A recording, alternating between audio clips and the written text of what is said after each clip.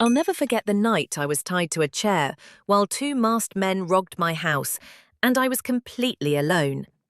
I was 14 at the time, and it was winter, so it got dark early. My uncles weren't home, my dad was at work, and my mum had gone out to get dinner. I was in my room studying with everything locked up, except for the back door, which was easy to open. That's how they got in. I didn't even realize they were inside until they walked into my room. They had already searched the house. I tried to fight back when they grabbed me, but I couldn't. They tied me to a chair and I sat there for what felt like 30 minutes trying to get free. My hands were burning from the rope, but I finally loosened it using my teeth. I crawled to the front door, but the lock was on, and I struggled to open it. Just as I unlocked it, they saw me and tied me up again, but this time less tightly.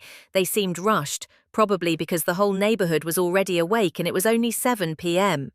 One of them found my grandfather's drawer where he kept his savings, and while both of them were focused on breaking the lock, I managed to free myself again.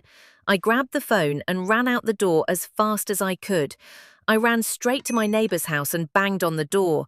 Her sister, who didn't recognize me, wouldn't let me in at first. I pushed my way inside and quickly explained everything to my neighbor. She called the police, but told me to hide at her mother's house next door, because the burglars might see me from the backyard. It was only separated by a fence.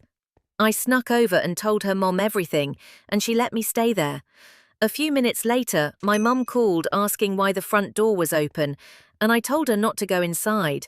Luckily, when the police arrived, they caught the men in the street and we got back most of what they stole. It was terrifying, and no one believed me at first, except for the witnesses.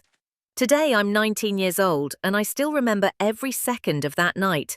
I survived, and no one can take that from me.